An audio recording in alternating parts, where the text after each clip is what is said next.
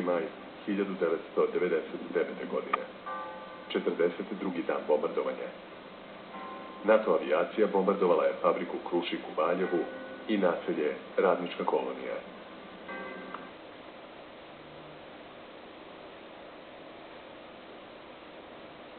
Jer domet naših raketa je bio 20 km, a njihovih mnogostruko veći, znači 2 do 3 puta veći domet.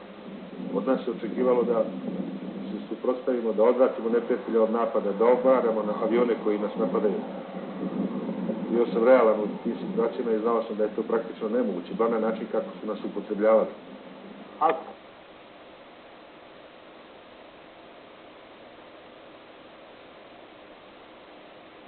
Čuće i pre nego što treba.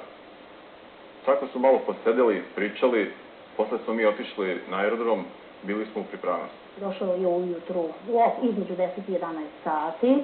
Znači, tada su još bili uskršnji praznici. Mi smo bili kući, dete i ja. Znači, ceo dan je proveo sa nama u noć do 1. U noć, znači, od 2. na 3. je otišao. Tog dana u kući je vladala drugačija atmosfera. Mnogo smo pričali, moja majka i on su dosta pričali. Rat je trajao duže nekog dana, sašti po dan, 2.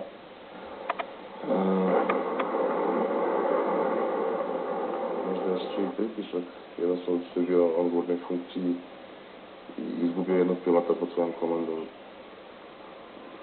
Možda je jednostavno taj neki unutrašnji negar. On je taj... Prveni cilj, odnosno prikaz tog našeg aviona na ekranu se izgubio.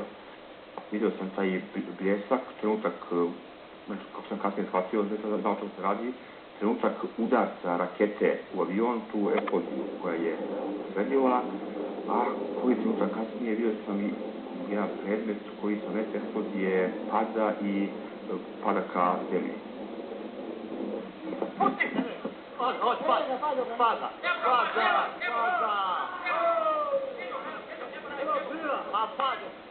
Ja sam praktično uhvatio u jednom trenutku avion, on mi je pobegao iza zgrade, ja sam se pomerio do levo gde sam očekivao da ću moći da uhvatim. Posle toga je bila ta tutnjava, kao eksplozija i delovi aviona su počeli da padaju. Gledamo.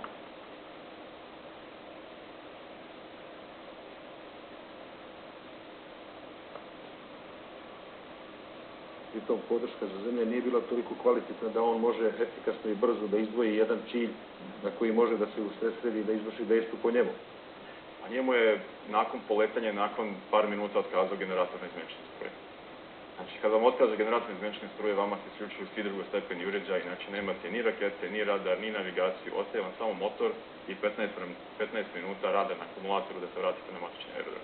Pogodak je bio u predelu kabine, znači sedišta aviona sa leve strane. Također pretpostavljam da je od udara rakete na licu mesta bio mrtav.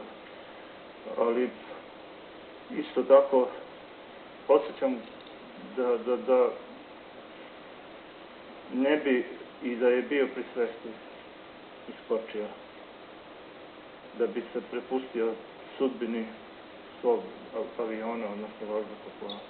Rekao je za života bratu rođeno, bilo šta da mu se dogodi u ratu ili miru, da svoj avion napustiti neće. A da sam i ja znao po prirodi takav je, ja sam ga zajio i tačka je da zato, iako imao mogućnost, avion napustiti neće.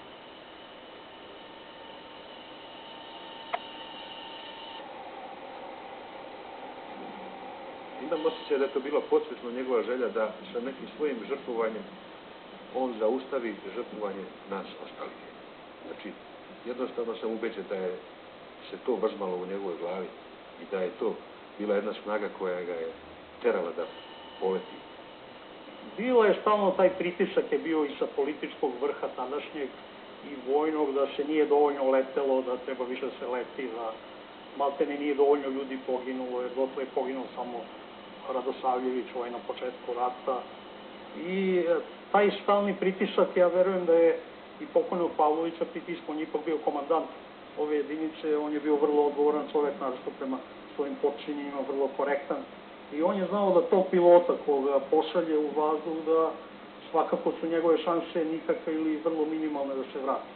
To je jedan od razloga zašto je on rešio da on poleti, jer on kao komandant nije bio u obavezi da leti. Znači on je mogao da komanduje kao i generali koji su komandovali i da se ni ne približi avionu. Do kraja sukoba nije više bilo podizanja lovačke avijacije, nije više bilo situacije da naši piloti poginu u tako neravnopravnim duelima.